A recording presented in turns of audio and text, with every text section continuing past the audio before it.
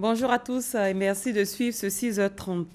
La Chine et l'Afrique ont débattu de leur coopération au forum Chine-Afrique ouvert hier à Johannesburg en Afrique du Sud. La cérémonie a enregistré la présence du président de la République Alassane Ouattara. La Chine a annoncé le déblocage de 30 000 milliards de francs CFA en faveur du continent. Elle entend surtout investir dans les domaines de l'industrie et de l'agriculture. Ouverte lundi à Paris, la 21e conférence des partis sur le climat continue de plancher sur la recherche de solutions aux problèmes du réchauffement climatique. La Côte d'Ivoire n'est pas en reste de ses réflexions. Elle propose également ses solutions, notamment pour la réduction de l'émission de gaz à effet de serre. On en parle avec Mamadou Kouassi. L'année 2015 a été, selon l'agence météorologique américaine, l'année la plus chaude de ce siècle. Et si rien n'est fait, l'année 2016 sera encore plus chaude. Et la Côte d'Ivoire, partie prenante des négociations sur le climat, propose des solutions au cours d'une journée qui lui a été dédiée pour réduire l'émission de carbone. Tous les ans, la Côte d'Ivoire perdrait 200 000 hectares de forêt. Il faut qu'à partir de 2017, non seulement on stoppe cette dégradation, mais qu'on observe une nouvelle tendance, c'est-à-dire une reforestation de la Côte d'Ivoire à partir de 2017. Il faut avoir une agriculture intensive qui mange peu de forêt. Une agriculture intensive. Et ensuite, ce que nous proposons aussi, c'est que les cultures, qui sont nos cultures de rente et tout ça, comme le café et le cacao, nous allons arriver à les maîtriser techniquement de manière à ce que, comme l'a soulevé le chef de l'État, le cacao devienne l'ami de la forêt. Le ministre ivoirien de l'Environnement et du Développement durable a également présenté les solutions pour réduire considérablement l'émission des CO2, et ce à travers le mix énergétique. La part des énergies renouvelables est très faible. Et dans le document Indici que nous avons présenté, nous souhaitons atteindre les 16% d'ici 2030. Mais bien entendu, ça c'est un niveau plancher.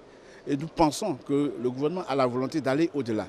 Et pour cela, on va dire quelles sont les voies et moyens pour atteindre cette part énergétique et d'énergie renouvelable qui va aller au-delà de 20%. L'Afrique, moins pollueur, mais première victime de cette catastrophe planétaire, du fait du manque de solutions durables, va s'engager pour la mise en place de l'énergie renouvelable.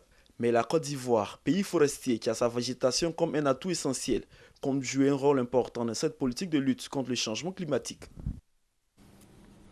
Des protocoles d'accord ont été signés à la primature par le Premier ministre Daniel Kablan-Duncan et des prestataires privés.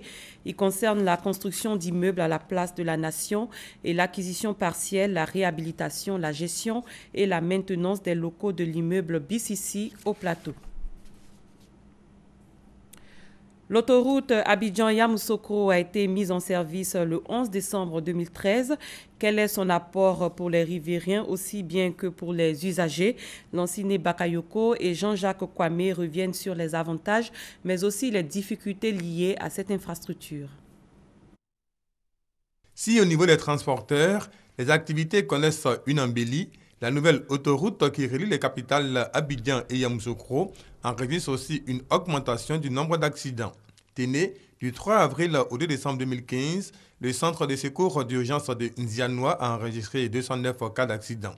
Les causes de ces accidents sont diverses, mais l'imprudence des automobilistes reste le premier facteur. Les accidents sont dus au seuil de route, dans les virages, pour la plupart. Et puis, le mauvais stationnement des gros camions qui n'ont pas de balises. On a aussi les excès de vitesse. À cela, il faut ajouter l'action des vendeurs ambulants qui s'accrochent parfois aux véhicules pour exhiber leurs marchandises. C'est un accident, mon mari est resté. Mais je vais faire comment? C'est dedans, on prend pour se débrouiller. Selon les statistiques, le village de Libou dans le département de Sikensi est le site le plus exposé. Il y a quelques mois, 2 vendeuses de friandises y ont perdu la vie, touchées par un camion. Une situation qui préoccupe les chauffeurs. Ça brûle de l'accident. Quand ils traversent là, quand il y a un cas gars de l'autre côté, tout le monde veut aller vendre là-bas. Quand il y a un cas gars sur l'autre côté aussi, et tout le monde veut venir vendre ici. Donc ça nous met en danger. Donc c'est pas bon pour nous les conducteurs, c'est pas bon eux-mêmes qui vendent. Le gouvernement a pris des dispositions fortes avec l'installation d'un système de vidéosurveillance, le renforcement de la sécurité par des patrouilles mixtes et un équipement du centre de premier secours de Nzianois doté d'une ambulance et d'un bloc opératoire. Mais la prévention reste de mise. Je demande aux conducteurs d'être très vigilants. Une fois fatigués, ils peuvent garer, récupérer et puis continuer le chemin après. Parce que notre zone est remplie de brouillard. Donc à une certaine heure, la visibilité est réduite. De faire attention au virage parce que souvent les gros camions sont garés et n'ont pas de panneaux de signalisation ou de pré-signalisation. Donc c'est assez dangereux. Ces interpellations parviendront-elles à toucher les usagers de cette autoroute? En attendant, le nombre d'accidents roule à grande vitesse. Selon l'Office national de sécurité routière OSER, la Côte d'Ivoire enregistre par an 6 000 accidents de la route. Les meilleurs groupements qui soutiennent les cantines scolaires viennent d'être récompensés. Ils ont reçu de la part du ministère de l'Éducation nationale et de l'enseignement technique du matériel acquis pour un coût de 100 millions de francs CFA. Une façon pour le ministère d'aider ces groupements à promouvoir les cantines scolaires. Herman Yamier. 17 mototricycles, 3 motoculteurs, 5 broyeuses multifonctions, 4 décortiqueuses et une unité semi-industrielle de production d'attiéké. C'est le don du ministère de l'Éducation nationale et de l'enseignement technique aux 30 meilleurs groupements mobilisés autour des cantines scolaires en Côte d'Ivoire. À travers ce don, le ministère veut non seulement les encourager à persévérer, mais aussi leur donner les moyens de mieux mener leurs activités. Vous retournerez dans vos localités respectives avec ces équipements pour continuer vos actions de solidarité nationale autour des cantines scolaires. Maintenant que vous avez des moyens techniques supplémentaires et conséquents, œuvrez avec plus de force et de foi pour que la flamme que nous avons allumée ensemble ne s'éteigne jamais. Ces groupements sont d'un soutien inestimable pour les cantines scolaires. Pour l'année écoulée, ils ont offert 515 tonnes de produits alimentaires aux 5000 cantines scolaires enregistrées, ce qui a permis de nourrir convenablement plus d'1 400 000 élèves, favorisant ainsi l'amélioration de leur rendement scolaire. Réceptionnant le don, les bénéficiaires ont précisé que c'est leur contribution pour soutenir l'école ivoirienne. Au début, on n'avait pas pensé aux cadeaux. On voulait aider nos enfants aussi, participer à leur manger. C'est donc que nous venons de recevoir du président de la République, c'est donc nous vont vraiment à cœur et nous promettons que nous allons faire bon usage de ce don-là. Le matériel agricole a coûté 100 millions de francs CFA. Les groupements bénéficiaires sont issus entre autres des directions régionales de l'éducation nationale de Korogo, de Soubré, de Bongouanou, de Ferké, de Bondoukou et de Daloa. Des centaines de femmes ont été dépistées contre le sida et le cancer du col de l'utérus. C'est à la faveur d'une campagne de dépistage gratuite dans le village d'Anono, dans la commune de Cocody. Elle a été initiée par l'ONG Akonda VS Côte d'Ivoire. Baraki Sabamba, Grace Kondo. 0 cas de transmission mère-enfant, 0 décès d'enfants liés au VIH-Sida. Une marche initiée par l'ONG Akonda VS Côte d'Ivoire, ensemble responsables d'ONG et les femmes du village d'Anono dans la commune de Cocody.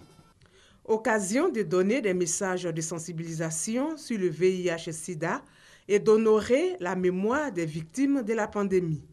Personne ne réalisait effectivement que la transmission du VIH de la mère à l'enfant était le maillon faible de la lutte.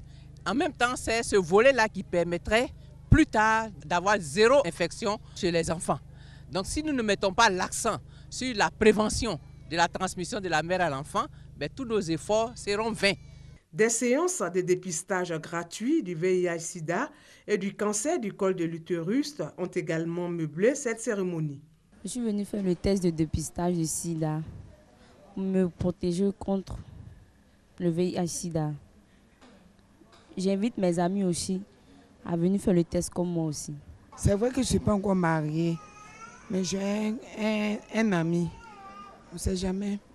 Peut-être je peux lui donner, peut-être lui aussi peut me donner la maladie. Souvent aussi on se tisse. On peut avoir ça avec les aiguilles. Pour mettre fin à l'épidémie du sida d'ici à 2030, un des objectifs de développement durable, il faudra, selon l'ONU-SIDA, accélérer l'investissement, l'engagement et l'innovation. Brise apaisante, c'est l'appellation donnée à une opération de destruction de fumoirs lancée par les forces de sécurité. Cette fois, c'est le fumoir du quartier Colombie aux 2 plateaux qui a été visé. La police du 12e arrondissement et la gendarmerie nationale y ont effectué une descente. Elle s'est soldée par des saisies de drogue et des interpellations. Abou Sanogo. Un gros bas-fond, des baraques pour la plupart recouvertes de sachets noirs. Nous sommes à Colombie, quartier précaire des 2 plateaux dans la commune de Cocody. Cette zone criminogène abrite un fumoir et des individus susceptibles d'être des délinquants. Dans ce bas-fond, la drogue se consomme, se fabrique et se vend. Les agressions, vols et viols sont récurrents ici. N'empêche que dans ces endroits, on vit dans le confort nécessaire. Même si à la vue de la police, on doit rebrousser chemin. Ce n'est que partie remise, on reviendra se ravitailler une prochaine fois. 14h30, descente de la police, de la gendarmerie nationale, de la police municipale, des services techniques de la mairie de Cocody avec l'appui du centre de coordination des décisions opérationnelles dans ce gros trou insalubre conduit par le chef des services du 12e arrondissement. Une descente qui permet la démolition de 52 baraques fumoirs, la saisie de sachets de cannabis, de la drogue mouillée, de faux documents, d'un stabilisateur et l'interpellation des 32 individus. Après la destruction du fumoir et la démolition des baraques fumoirs, cap sur les 2 plateaux, 7e tranche. Il est 18h. Ce site est passé au peigne fin. Maquis, habitation et bananeraie cohabitent. Cet endroit sera bientôt démoli. Cette action s'inscrit dans le cadre de l'opération dénommée Brise apaisante. Sur instruction du ministre d'État, ministre de l'Intérieur et de la Sécurité Ahmed Bakayoko, supervisé par le directeur général de la police nationale, Bredou Mbia, et mené par le commissaire divisionnaire de police, Youssouf Kouyaté, directeur général adjoint chargé des services de sécurité publique. L'opération se poursuivra dans tous les districts de police d'Abidjan. Parlons musique à présent. Le groupe Magic System a bouclé sa tournée internationale 2015 par un concert samedi dernier à Nantes. Ce spectacle avait pour but de soutenir les victimes des attentats de Paris du 13 novembre. Issa Yeo et Abou Sanougou. Assalfo, Manaja, Goudé et Tino du groupe Magic System à Nantes. Alors que la France vit sous état d'urgence depuis les attentats de Paris du 13 novembre dernier, le concert du groupe Magic System du samedi 28 novembre à Nantes au festival Tissé Métis était redouté. Une inquiétude vite dissipée par Assalfo, lead vocal du groupe Magic System. Toutes ces victimes qui sont tombées au nom de leur liberté. Ces victimes sont tombées parce qu'elles aimaient la musique. Ces victimes sont tombées parce qu'elles aimaient la joie de vivre. Nous sommes là ce soir, nous sommes réunis pour accompagner la pensée de ces victimes. On s'est dit, si nous baissons les bras, nous aurions trahi le combat. Ces gens ont aimé la vie. Il faut qu'on leur montre qu'après leur départ, nous aussi nous aimons la vie. Assalfo a saisi l'instant pour rendre hommage à toutes les victimes des attentats. Hommage à toutes les victimes dans le monde entier. Les victimes de Paris, les victimes du Nigeria, les victimes du Niger, les victimes du Mali, les victimes du Pakistan, les victimes de l'Irak, les victimes de l'Afghanistan. Une fois le public rassuré, le concert était un mélange de zougou et d'électro.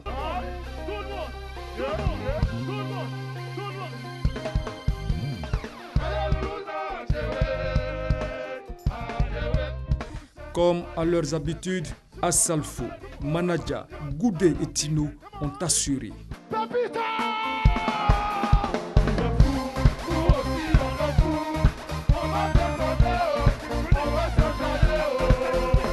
Ce concert de Nantes boucle le calendrier international des spectacles du groupe Magic System qui joue ce samedi à Abidjan. À l'étranger, en Égypte, au moins 16 personnes ont trouvé la mort et 5 autres ont été blessées dans la nuit de jeudi à vendredi à la suite d'une attaque au cocktail Molotov contre une boîte de nuit près du Caire. Les assaillants auraient pris la fuite. La police a commencé une chasse à l'homme pour les retrouver. Et sachez que la femme qui, avec son mari, aurait massacré 14 personnes mercredi en Californie, avait fait allégeance au chef autoproclamé de l'organisation djihadiste État islamique sur Facebook. C'est ce qu'ont affirmé vendredi plusieurs médias américains, citant des sources proches de l'enquête. Et c'est la fin de ce 6h30. Merci de l'avoir suivi. Très bon début de journée à tous et à toutes.